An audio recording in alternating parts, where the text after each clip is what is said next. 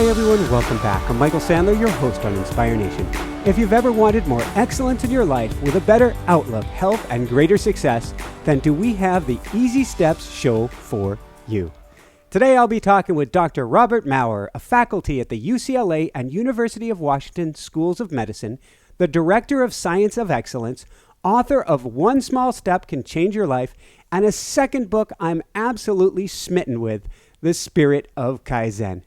And that's just what I want to talk with him about today, about creating lasting excellence one small step at a time. That plus radars and chocolate, tasting insecticide, why you don't want to take left turns, the lost wrenches in aircraft carriers, the secret to a good party, the power of a kid's meal, why you might want to throw out your first bite of food, and why it's incredibly important to treat the Zappos driver right. Gotcha.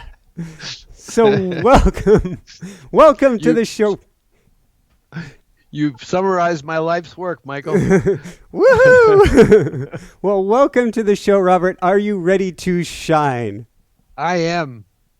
Excellent. And you are already shining bright. So maybe before we dive right into things, if we can go back in time, can you tell us what happened in Santa Monica when 4 med school graduate students of yours opened up a family practice clinic?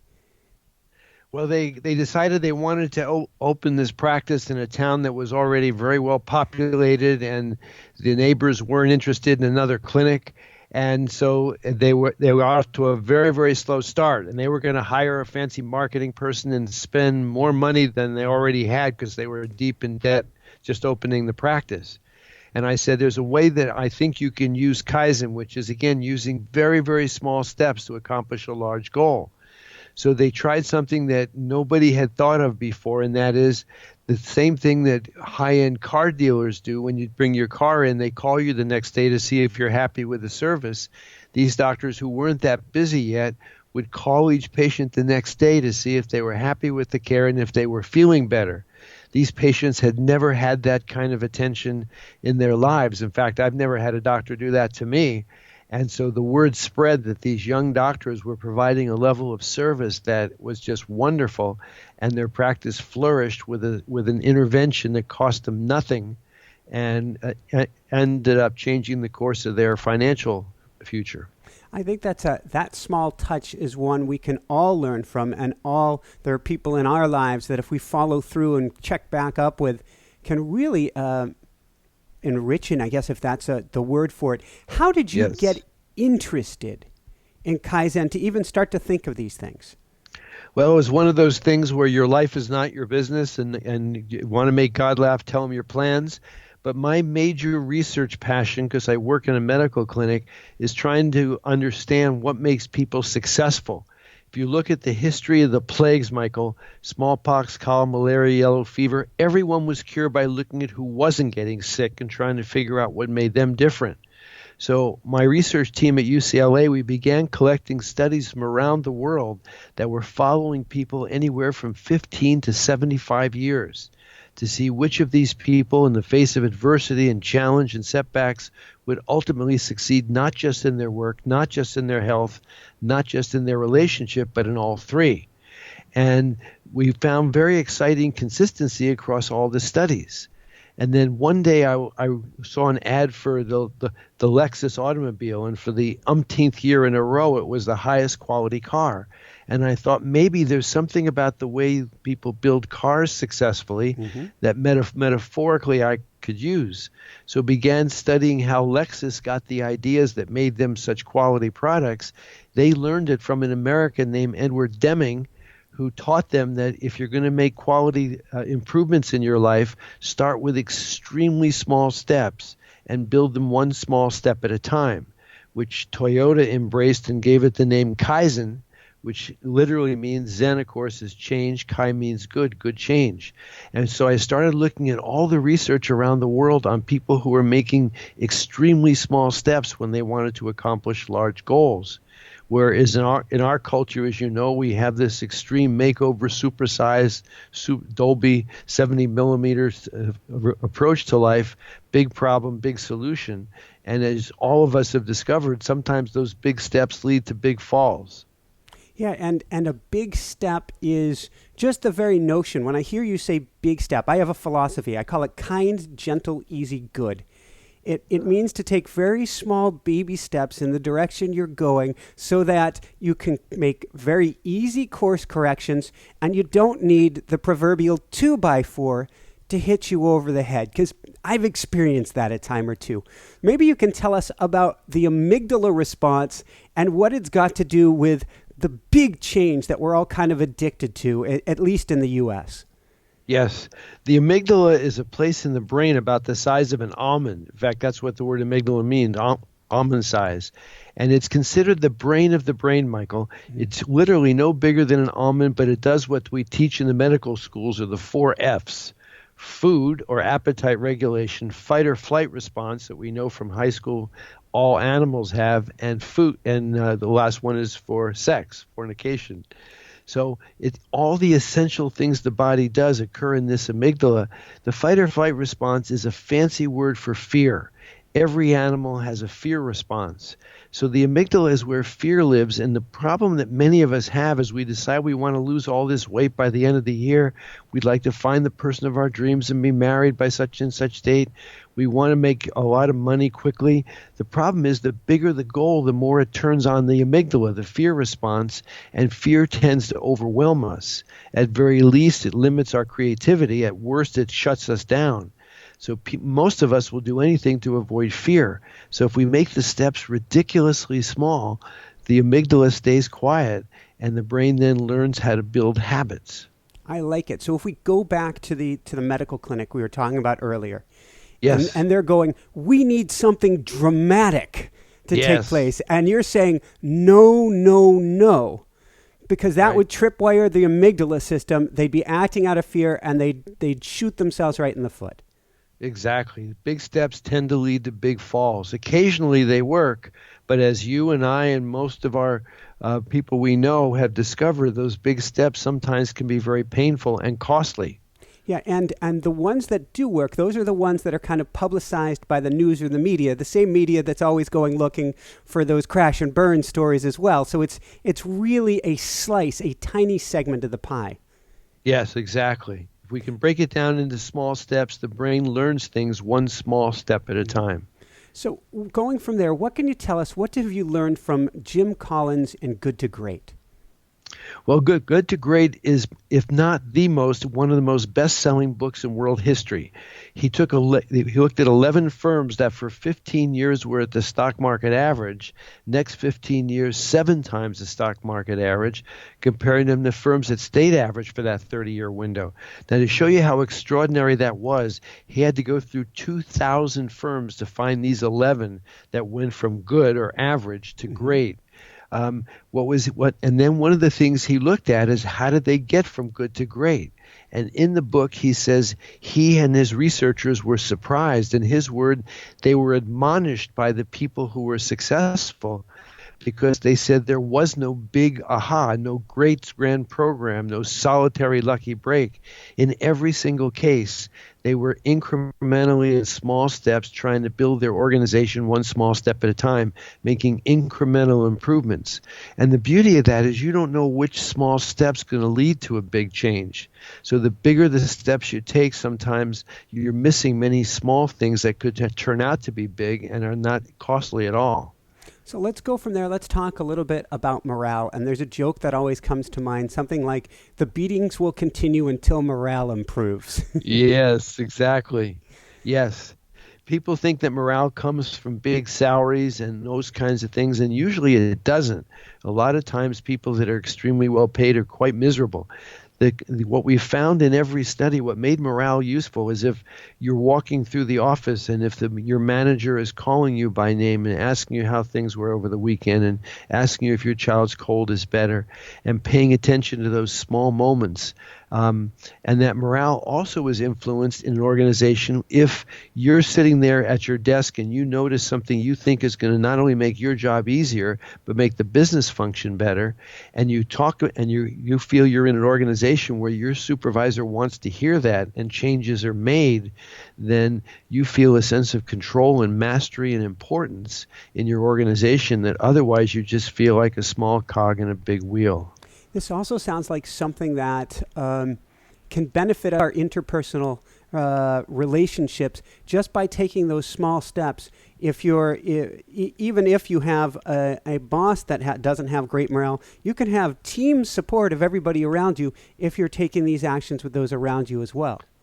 That's right. And I'm sure, as all of us have discovered, if you have people working around you that are hurtful or inconsiderate, it doesn't matter how great the organization or how much you're getting paid, you dread going to work. Whereas, as you said, if people are essentially complimenting each other and appreciating each other and giving each other good feedback so you're learning and growing, then morale soars and the business soars. But you also mentioned relationships, and I just wanted to make another point because there's a very famous researcher in Seattle named John Gottman who's able to predict with 93% success, relationship success. And he found basically two things. One was how couples deal with conflict, which of course is obvious, but some of what he found wasn't obvious.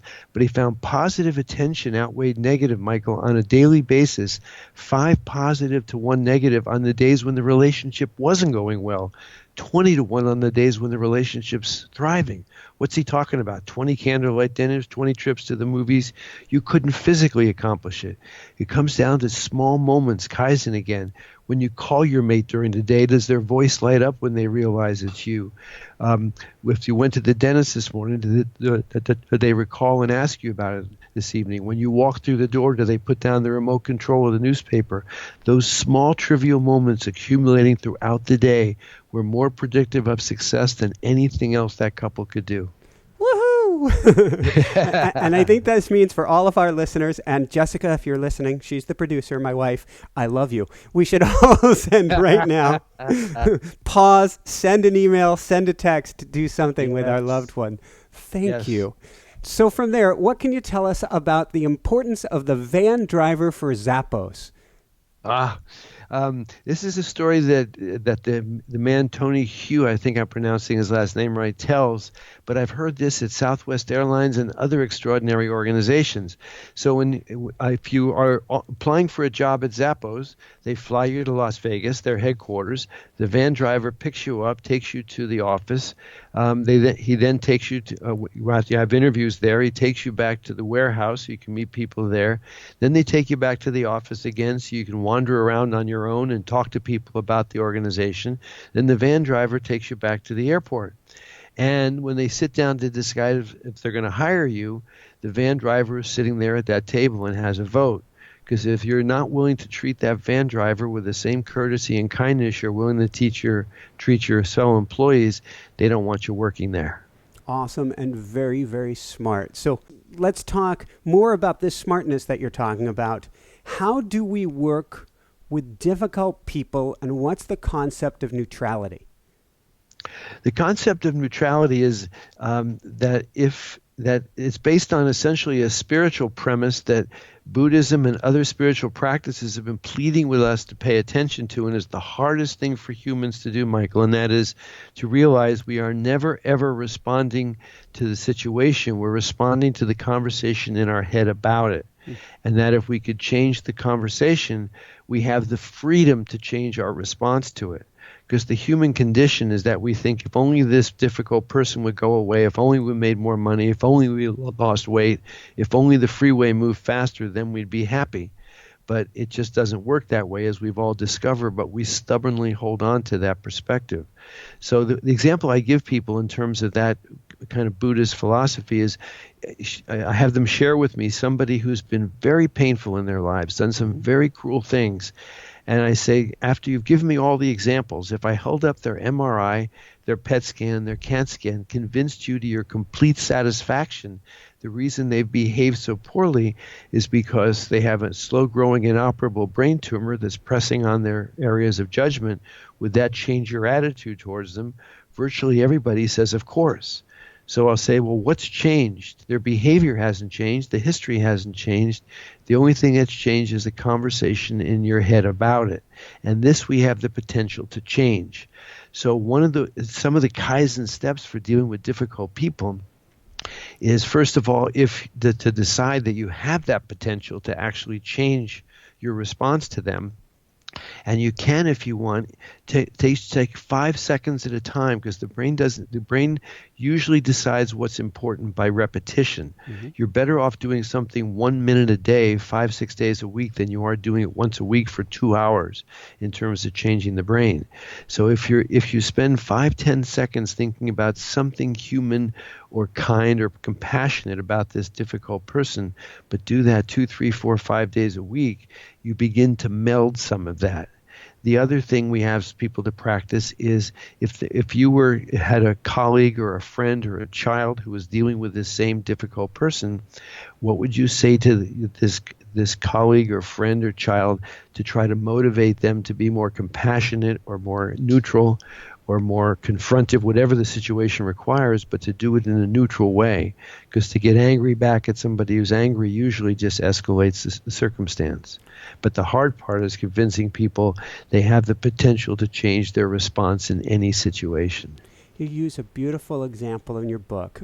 You talk about Bill, an explosive boss, Charlene, who's coming in there, and how you started to coax Bill to shift, an inward shift, before he even attempted anything with his boss. Exactly. There's a wonderful Kaizen technique called mind sculpture. And it's a technique that was discovered by a British scientist, but in something that athletes have been doing for a long time. Because we therapists used to teach a kind of guided imagery that was sometimes useful, where we'd say, close your eyes, imagine you're in a theater, see a screen, the curtain comes back, and see yourself on the screen doing whatever the desired behavior was. Well, once we had PET scans, we realized it was lighting up a very small part of the brain called the visual cortex. Athletes had figured out a much more powerful way to do this, and that is they would close their eyes, picture themselves actually in the situation. The book starts with him talking about an Olympic javelin thrower who had injured, I believe, his shoulder, and he would close his eyes while he was essentially immobile with his arm in a cast, but close his eyes, picture himself in the Olympic Stadium, reaching for the javelin, picking it up and throwing it. Now, I'm sitting there in an airplane reading this book, Mind Sculpture, and pretending I was in the gym lifting weights, reaching for the weights. You can feel my heart race and my arms get tense. It's based on a retrospect as a simple principle, and that is, with your eyes closed, your brain is so stupid it doesn't know where it is, and is sending perfect messages to the body. And so what we had him do was close his eyes, see Charlene doing whatever it was she was doing that was annoying him, and having him with his eyes closed picture what he'd say, voice, tone, gestures, for 10 seconds at a time. Over the course of weeks, the brain built in the new response. Fascinating. And it's reminding me of a long time ago in a different universe. I once dated this girl who was, she was a professional rodeo athlete. And She went to veterinary school. And so she couldn't practice, because veterinary school, they joke about medical school. They say med school students only need to learn one animal. And so it's pretty busy. It's pretty competitive. So she couldn't train. And you'd see her walking around and walking to classes, moving her hand just a little bit as she was going through these roping techniques in her head. She got out of school. Within 6 months, won a world championships. She'd been practicing for 4 years or more in her head. Yes. Michael Phelps, the famous swimmer. Yes. He would do that every morning. He would practice swimming before he got out of bed. His coach insisted on it. He even practiced what he would do if his goggles filled with water. So when that happened at the Beijing Olympics, he was already prepared for it. I love it. Exactly. And I'm a big runner and a running coach as well. And I think this is something I've used. I raced bicycles in Europe a long, long time ago. And the way that I actually made it to a finish and into the prize money is over there. I was getting slaughtered for over a month. There's no better description of it. And so every day I started doing races in my head, picturing what it was going to look like. I remember, in fact, I even had this device called rollers. You put your bicycle on it, you balance, and you can ride indoors. And I remember putting chairs in front of my front wheel of the bicycle and bouncing my front wheel into these chairs, which could knock me off of the rollers, because I was imagining in my head going through a finishing sprint. It's tight. I'm bouncing off of wheels and I'm getting through and into the money. And I'll be darned if it didn't work. Wow. Yeah. So it's powerful. Let's go from there to a really powerful technique of yours, the art of compliments. There's a very powerful group of research on the human need for attention. And what's very strange about our culture, when they look back on us, they're going to be very puzzled. Because on the one hand, we figured out that children needed attention. That when we come home at night from a hard day at work, we know we have to dig deep inside to find energy for these little ones, because we know how important that mommy, look at me is. But somehow we got the idea in our mind that somewhere between childhood and adulthood, that need for attention disappeared, because we have no rituals for adults for attention.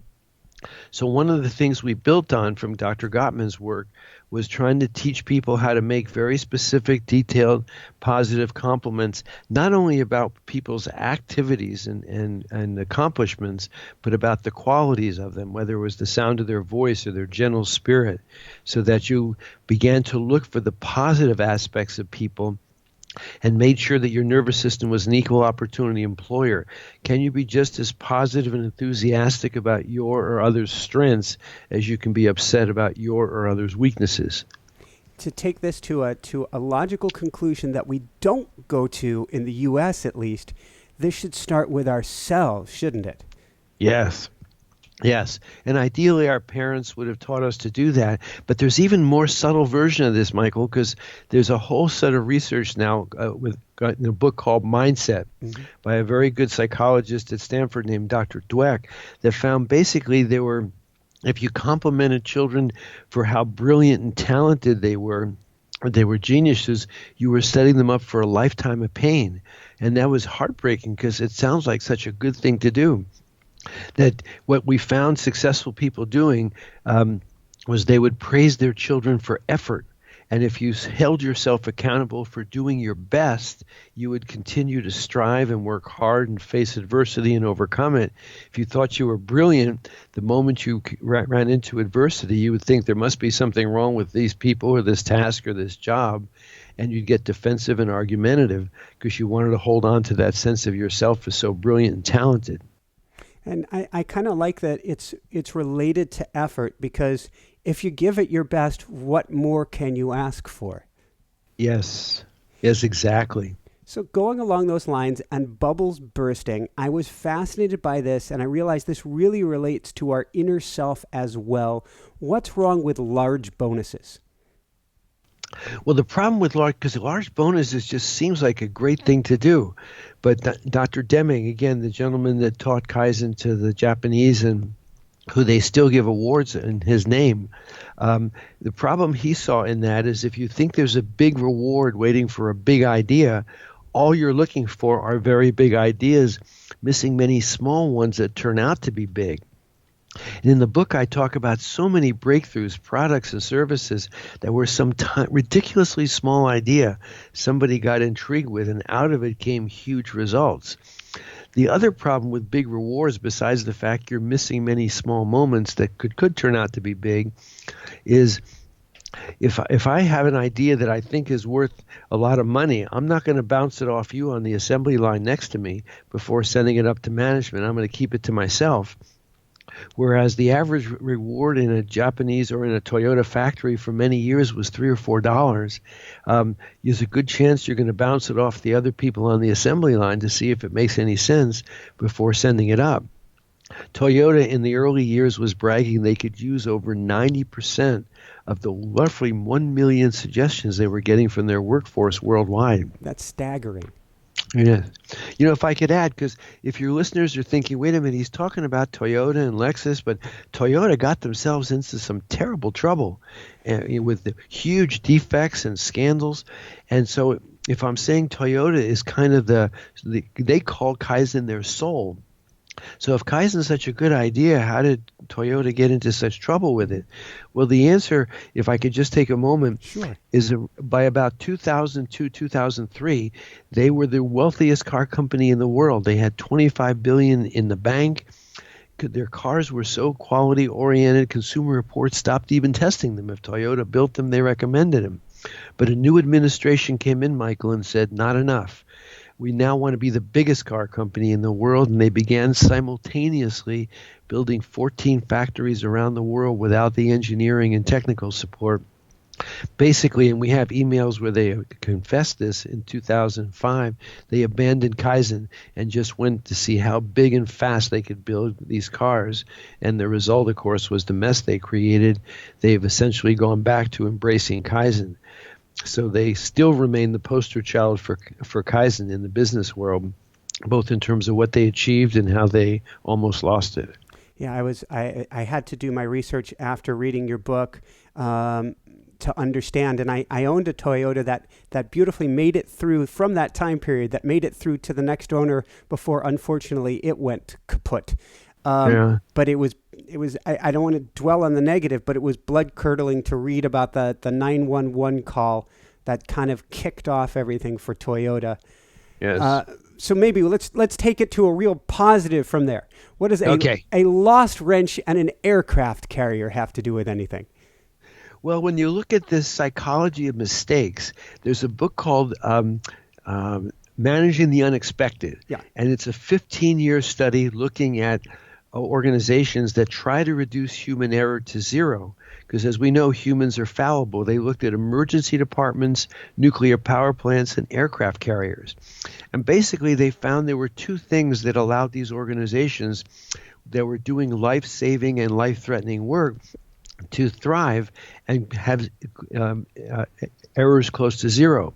One is they made it safe for people to bring their mistakes or fear of mistakes to higher ups. Mm-hmm. But the other thing that's more relevant for our conversation is they tried to create mistakes while they were so small, so trivial, they seemed inconsequential and didn't matter. So the example in the book is about an aircraft carrier off the coast of Virginia, I believe, that was practicing takeoff and landings. One mechanic couldn't find a wrench. He was pretty sure it wasn't on deck, but he couldn't be sure because he couldn't find it. So he went and told his officer, who told the commanding officer. They canceled the maneuvers. The plane's in the air, landed back in Virginia. The ship came into dock. Next day, they called the General Assembly, 1,100 sailors in their dress whites on deck. They called this mechanic out in front of all the other sailors, and the commanding officer did what you would think. They gave him an award. The message to these 1,100 sailors is if you think there's even a potential of a mistake, the possibility of it, and you let us know, we can correct it before it gets big.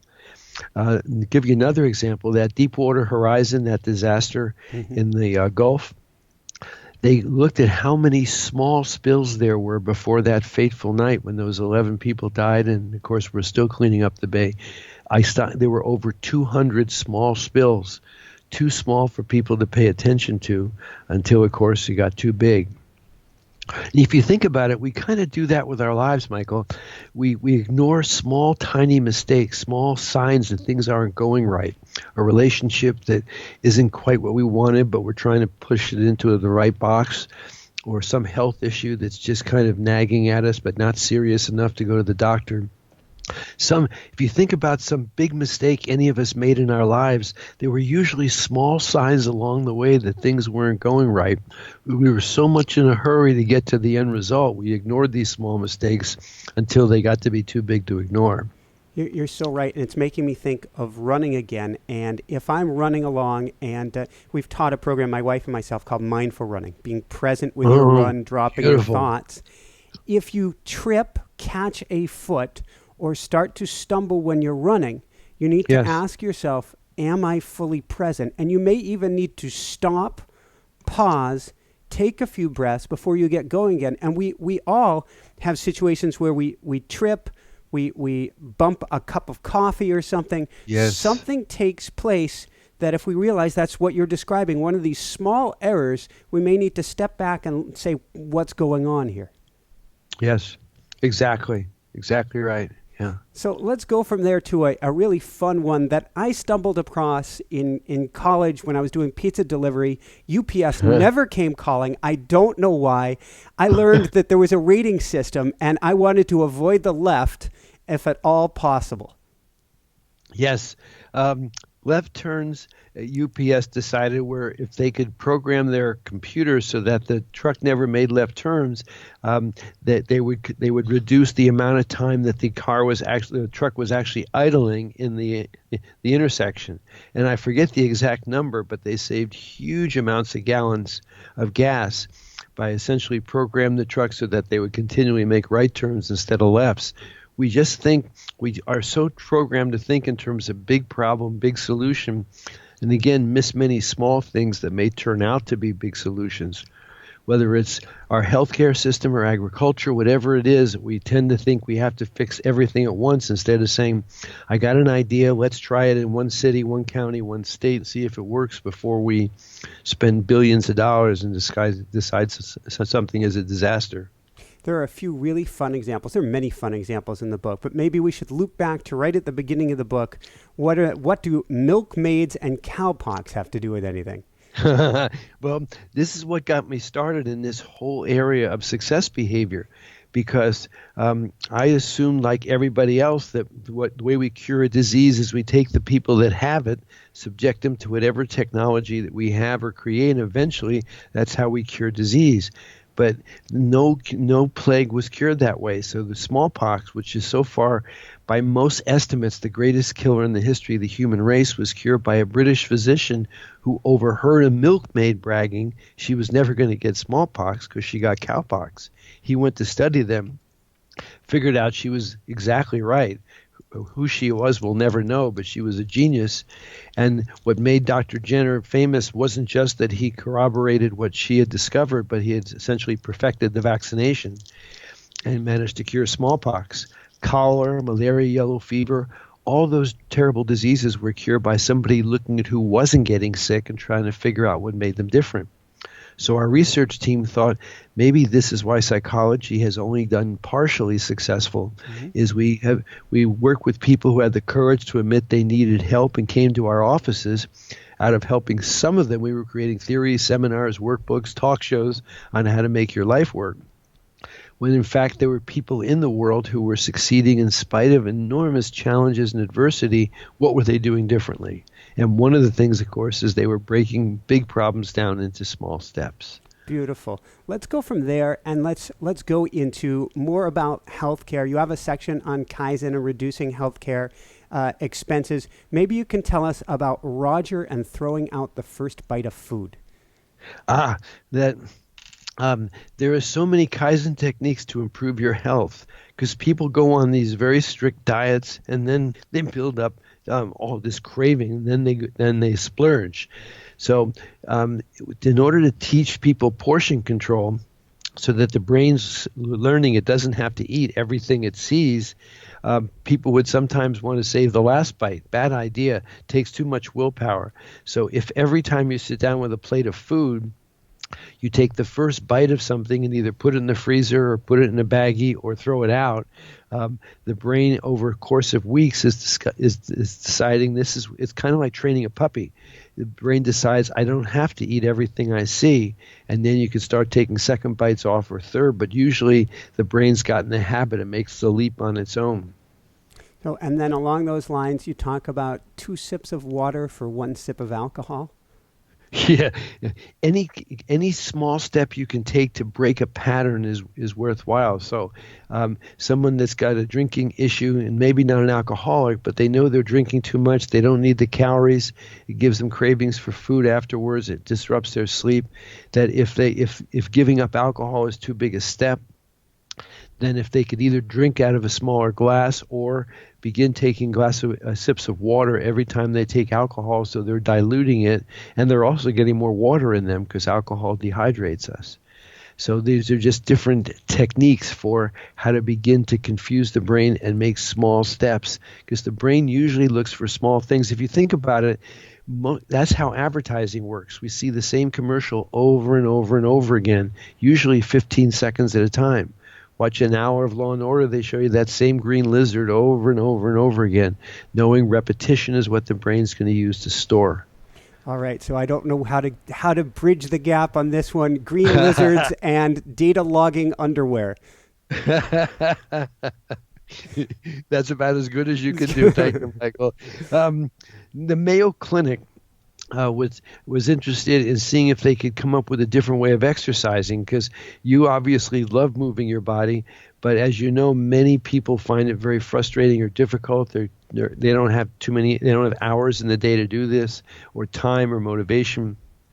And so the Mayo Clinic came up with a study to look at how is it that some people, in spite of never setting foot in a gym, manage to be thin and fit where others don't. So they came up with basically a pedometer you wore, which they called data logging underwear.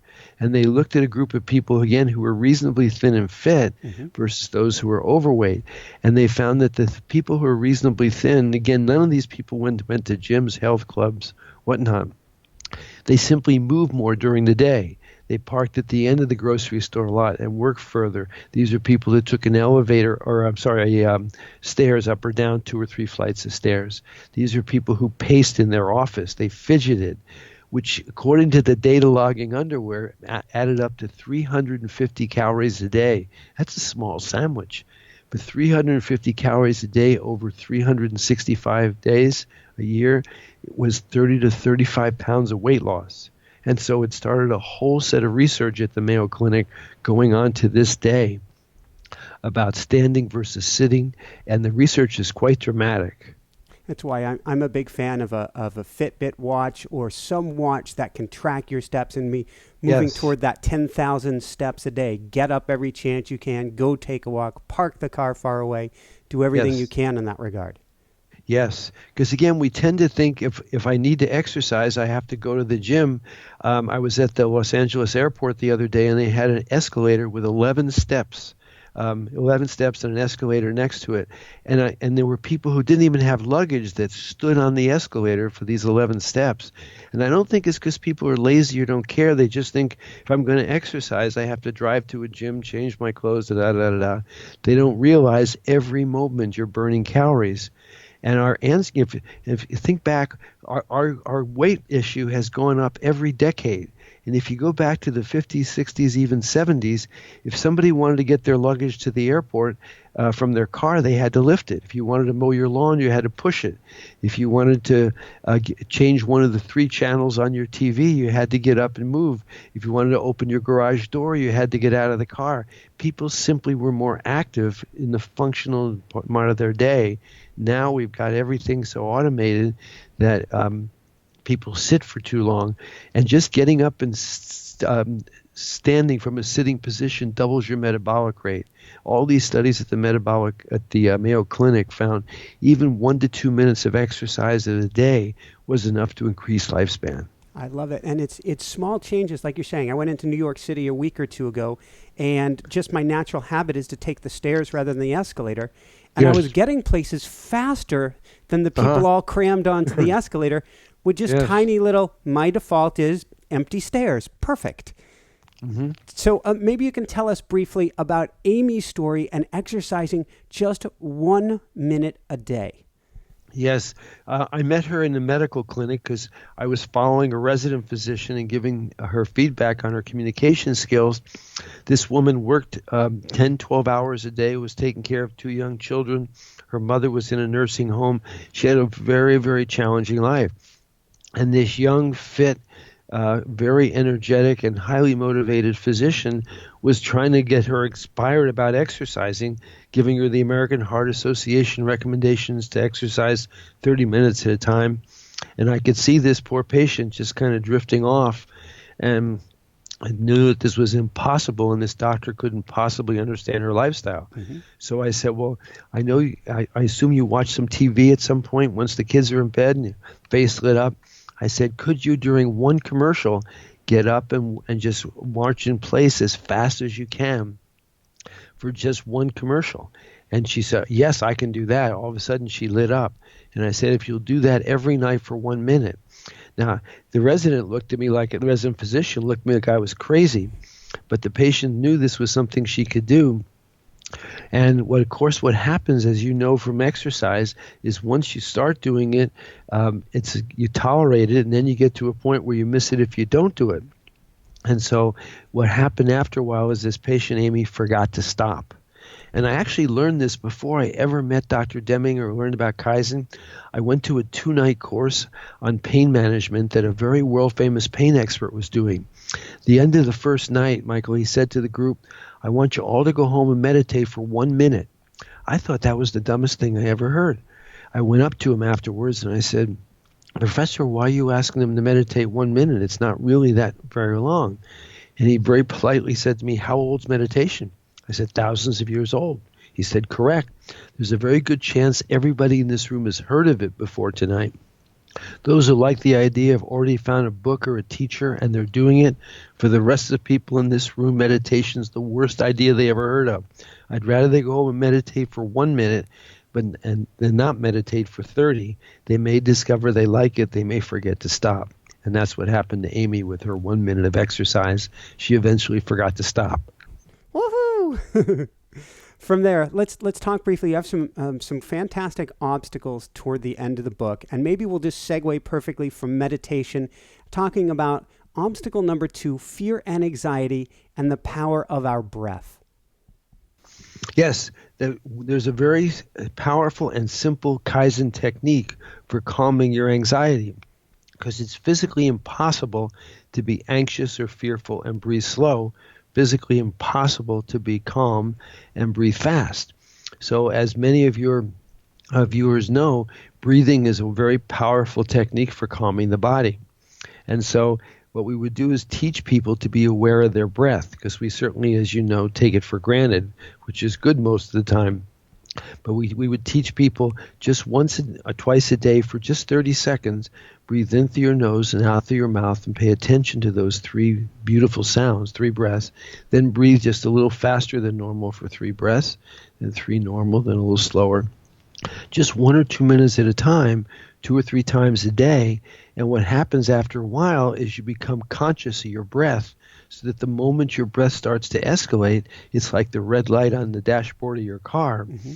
You recognize something important's happening and you slow your breath down. So it's the fastest acting tranquilizer we have, is just to calm your breath. Is that what you'd recommend for somebody if they're facing an overwhelming crisis? Yes, that breathing technique is excellent, as is mind sculpture. An overwhelming crisis, what you want to do, because crisis by definition is out of our control. If we could take a big step and make it better, it wouldn't be a crisis. So 2 things. 1, to calm the breathing, which gives you back, calms the fear mechanism, gives you back your cortex, the thinking brain, mm-hmm. and then try to find what ridiculously small step you can begin to do to move yourself forward in crisis. That's all we have in crisis. I like that. It's trying to get out of the lockdown that the amygdala is putting on us, the squeeze. Exactly, yes. Speaking of squeeze, what should we do with the harsh, critical inner voice? Well, first of all, the hard part is recognizing it's there and that it's software. The way I convince people that they have this harsh voice, because most people aren't aware of it, it's been there all of their lives. So the way I demonstrate this to a class is I'll say that how many of you consider rejection painful? Everybody raises their hand. Mm-hmm. I'll say, let me try to convince you that's not possible. So I say, now rejection comes in many, many forms, but romantic rejection is one form, correct? Everybody nods their head. I say, see if you would agree this is one variation. I go up to some woman in the audience and I say, so Sally, would you like to go out with me Saturday night? And what if Sally said, you know, Bob, I would love to, but I'm busy flossing? The audience usually laughs at that. I walk away. That's rejection. That hurts. Yeah. Everybody raises their hand. Yeah. I say, let's see if in fact that's what happened at all. I went up to Sally, asked her out. She gave me that lame excuse. As I walked away, did the following conversation occur spontaneously, automatically in the center of my head. Boy, Bob, am I proud of you. Nice try. That was gutsy. Could have been a little smoother. Next time you'll do better. I'm so proud of you for trying. All the time, the Mormon Tabernacle Choir. 300 voices in the center of my head singing the Hallelujah chorus from Handel's Messiah because of my willingness to live at risk and pursue my dreams. Door number 1 as I walked away, Michael, or door number 2. Boy, did you sound like a jerk. Who wants to go out with you? You're old, you're ugly, you're fat, nobody likes you anyway.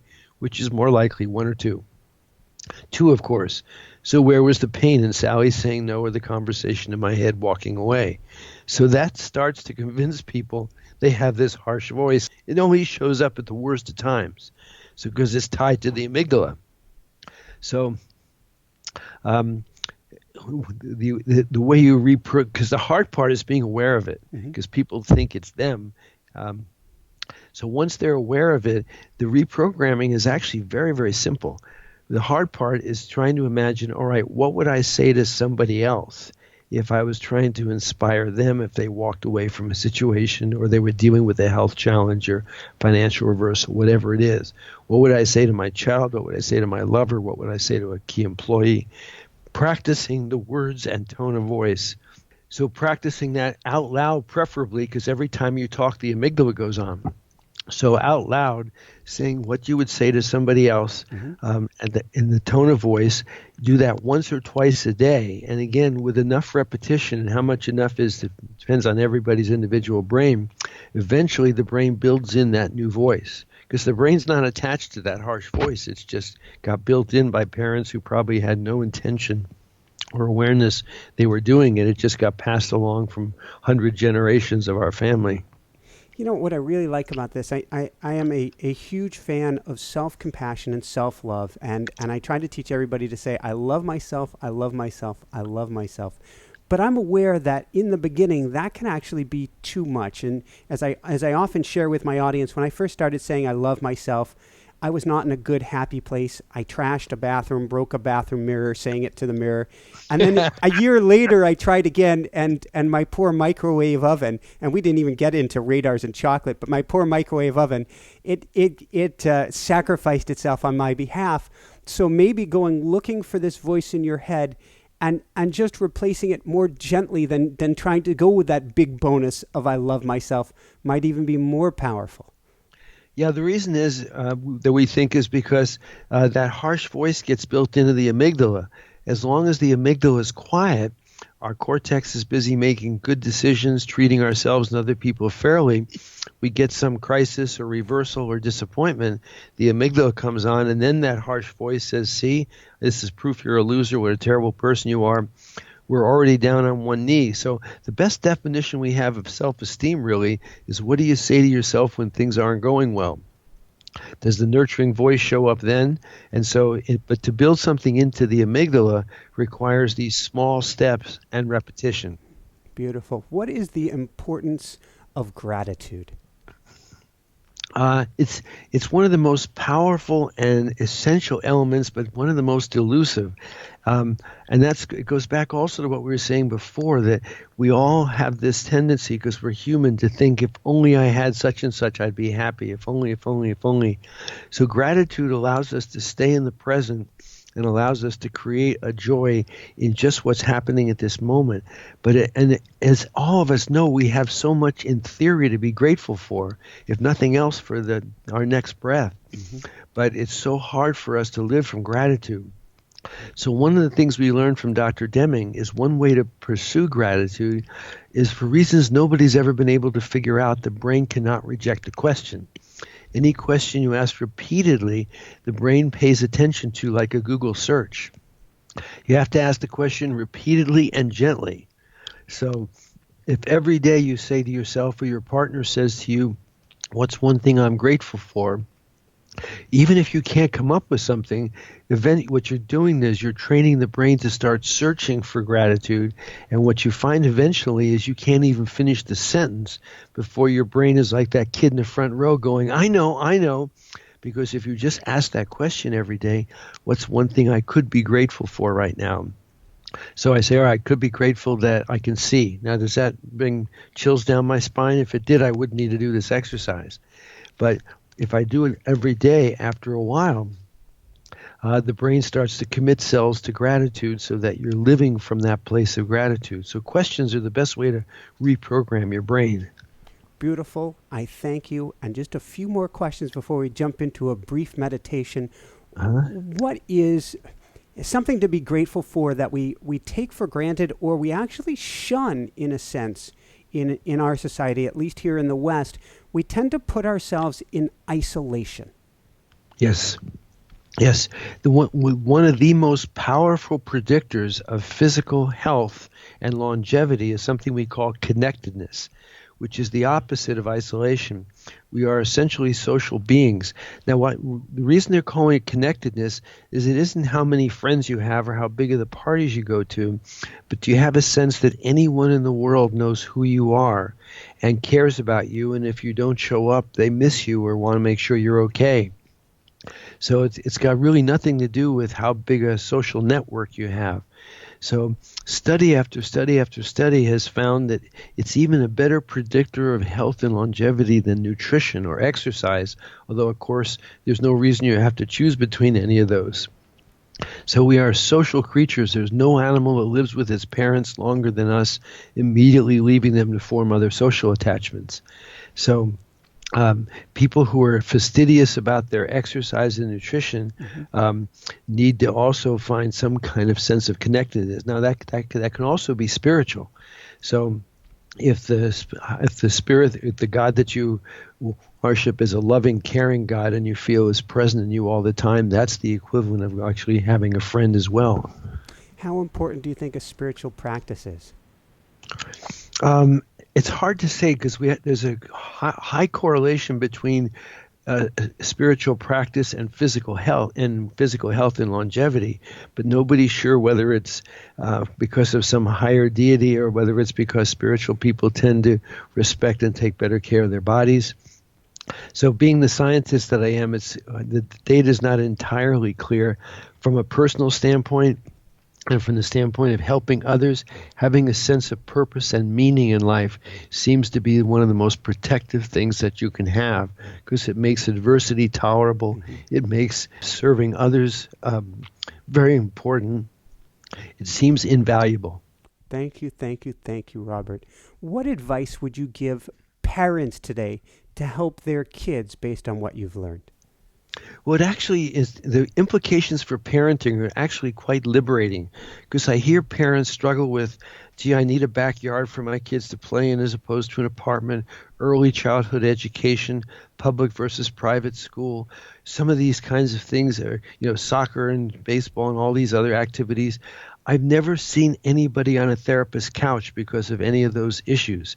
There's really only three things you really need to give your children. The obvious one, of course, is food and shelter. Beyond that, when you walk through the door, does the home become brighter and more alive because you're home, or does it feel to your spouse and the children like the warden just came on the cell block? And when you're sitting at the dinner table talking about your day's work in front of your children's small developing brains, does it look like the world you go off and work in every day is a world of adventure and excitement and fulfillment? Or when you walk through the door, does it look like it's World 7U3 and that you're getting beat up by your boss and by your job every day, and you and your spouse are complaining about your work? If you love your work and you love your spouse, your children's brains are building in a message about how you treat other people, and they're going to work hard to go so that they have the skills to go out into this world you enjoy so much.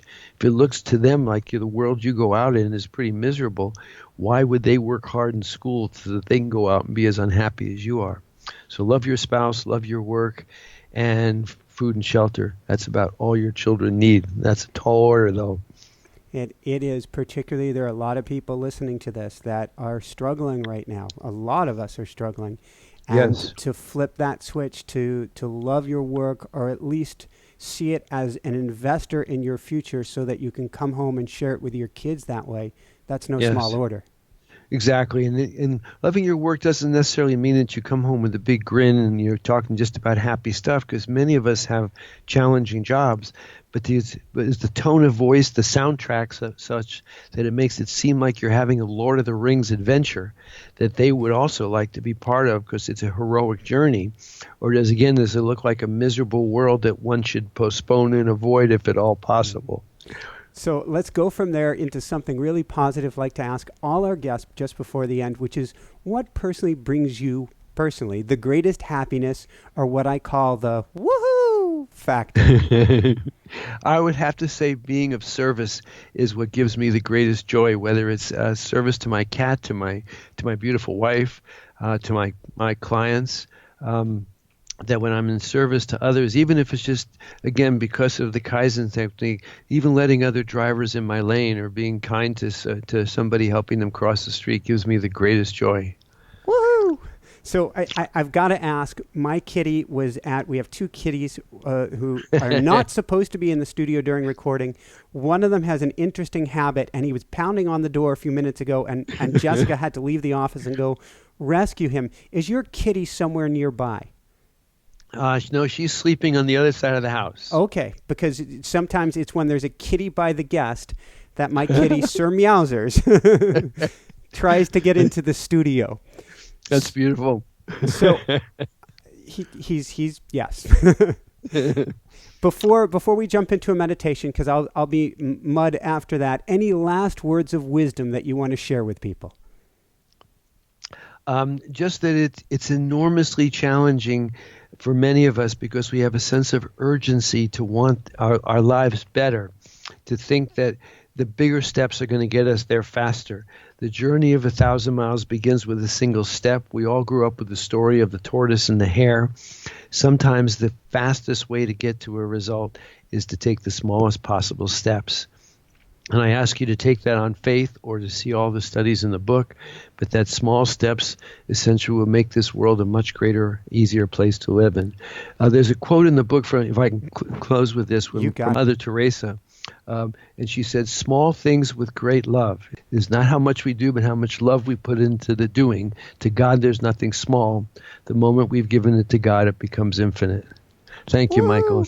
Thank you so much. Where can people go to find your beautiful book? They usually carry it at Barnes & Nobles, and of course Amazon has the books. Fantastic. And did you have a short meditation you wouldn't mind sharing with us? Sure, of course. I'll ask you and your audience to close your eyes. So don't do this while driving. Thank you for that. If you are driving, again, pay attention to your breathing.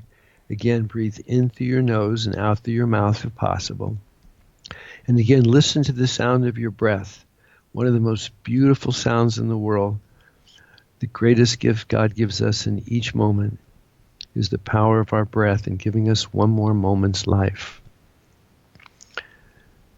And realize that small step of taking in air, holding it in your lungs and allowing your lungs to take that energy in and transform it, and then slowly breathing out, is Spirit living within us. And again, another deep breath, and continue to breathe slowly, paying attention to the sound of your breath, in through your nose, out through your mouth.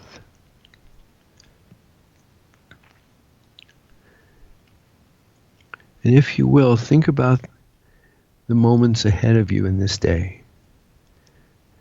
The other drivers on the highway, the people you'll cross in hallways, elevators, people on the phone.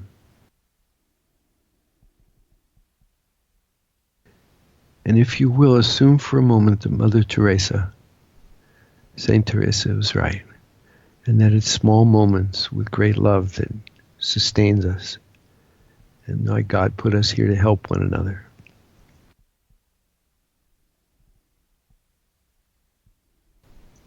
Imagine the joy of letting somebody in your lane, or smiling at a stranger, or saying good morning to somebody as you walk into an elevator,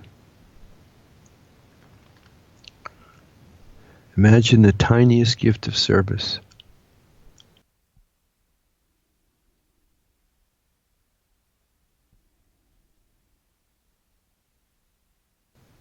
And perhaps allow yourself to consider one tiny step you could take to nourish yourself physically, mentally, or spiritually.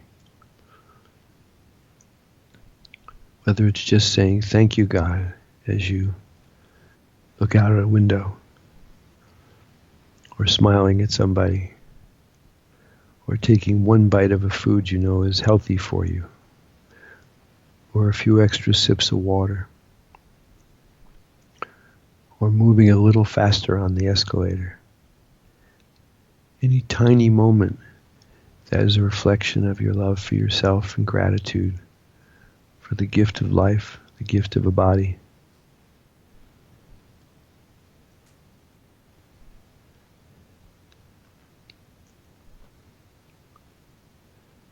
And if you would just silently say thank you for your willingness to share this time with Michael, to learn and grow. Thank you to the people who support you and sustain you.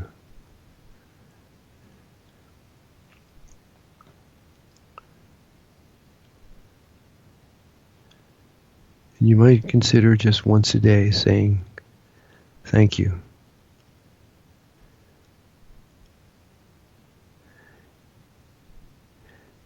And when you're ready, bring your conscious awareness back into the room.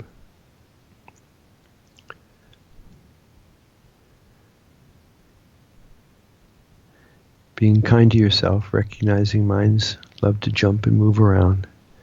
But when you're able to focus yourself on what task you're doing, to give it your full attention and loving presence. Thank you for the gift of being here with you today.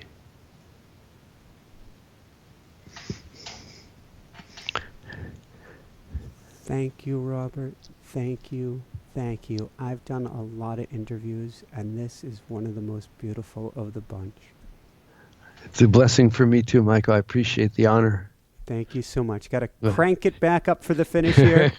All right. For everyone out there, this is Michael Sandler saying, be well, have fun, get the spirit of Kaizen, and take small, easy steps towards your happiness and your dreams, and shine bright. Thank you, Michael. Thank you. Thank you so much, Robert. It's an honor, a true honor. I think you got a cat that needs your loving attention. I'll go rescue Kitty. Thanks so much for watching. If you enjoyed it, be sure to like below. Also, leave your comments. Have some real fun with it.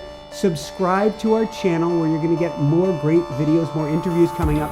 And check out our website, inspirenationshow.com. That's where you'll find tips, blogs, information, videos you won't find anywhere else, and useful and helpful resources to really help you kickstart your life and to shine bright.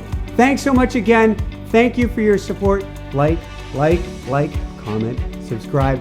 See the website. Thanks so much and have fun. Of course, shine bright. Woohoo!